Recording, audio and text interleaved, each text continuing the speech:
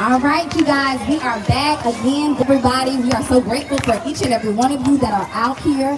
Y'all are continuing to come, and we love that. We have about 25 more turkeys. We have chilies from Wendy's. We have collard greens I see over there. We have some string beans. Do we have any more cabbage, ladies? No more cabbage, but we do still have collard greens, fresh string beans, farm to table. We also have Jackson Umis, who is running for seat 3. And so he's going to come and share with just a few words. We're grateful to have him to come out so that way we know who we're voting for in this season. All right. Lord, thank you. I want to thank the minister right here for a nice introduction. Can everybody hear me? Can everybody hear me okay? All right, so, listen, my name is Jackson Umis. Some of you may know me, and manager down at the CVS on the corner. To me, I thought it was very interesting that God put it on the corner, because we know what happens when ministry goes on a corner. Everything around it flourish. And so I feel like, oh, sorry about that. So I want to thank God for giving me the opportunity to come to the city of Alachua. Originally, I grew up there, went to FAMU. Some of you may be Rattler fans. Some of you may be Seminoles. I apologize to the Gator fans, but we'll meet you on the 50-yard line in November. But God touched on my heart to actually run for City Council seat 3. People always asking me, who am I running against? I tell them I'm not running against anybody, I'm running for God. Because God called me and chose me for this time, for this moment, to run for office. Yes, I've gotten resistance. The devil has shown up, asked me not to run. The devil has shown up, asking me to sit down with this person, that person, and the next person. My thing is, I've already sat down and had a conversation with God. So there's nobody else I really need to talk to other than the people who are wanting to support me. And thank God for bringing people like Mr. Glenn, who's my campaign manager, stepping up. So I want to give him a round of applause. Thank you, appreciate you. And also, I want to give, most importantly, across the board, people that look like me, people who don't look like me, because I've gotten such overwhelming support from the community in Alachua. And it means a lot to me, because people keep saying you're not from here. But what does that mean? Jesus wasn't from here, you know? But he died for all of us. And that's one of the things that I'm running on is love. And love meaning leadership.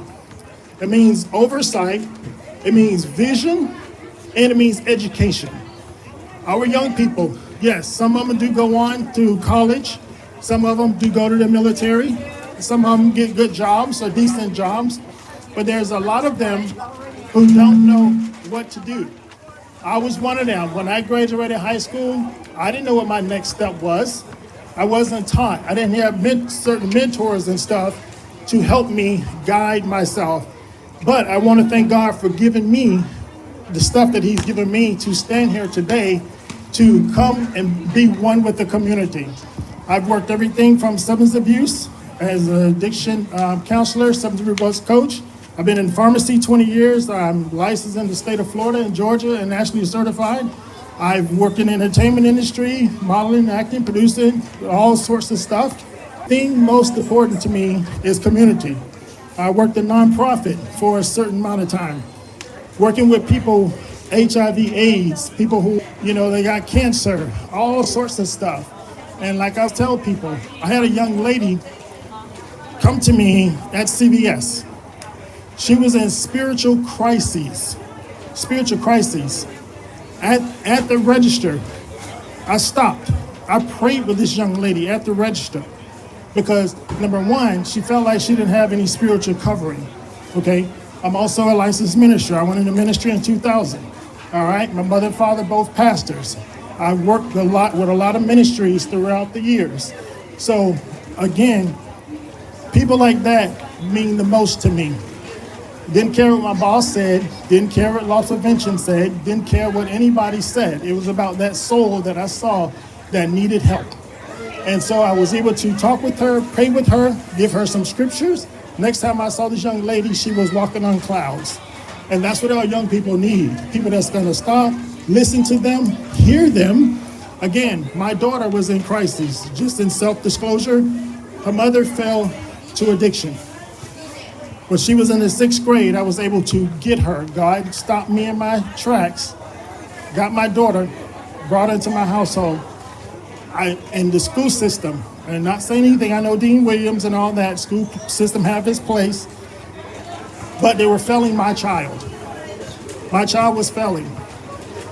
During Black History Month, they gave her Wayne Gretzky. If anybody don't know Wayne Gretzky, he's a white soccer player from Canada. They said Martin Luther King was taken. They said Rosa Parks was taken. Well, Barack Obama was the president at the time, and they can only see Wayne Gretzky. I pulled her out. I put her in virtual school.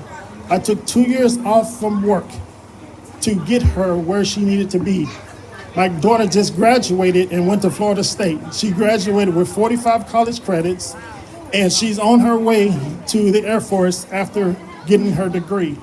And I'm not bragging about that. However, I'm very proud of that, and that God was able to, I can hear God to tell me, stop and take care of what's more important, and that was the soul of my child. And those are the type of things that I want to do here in this community.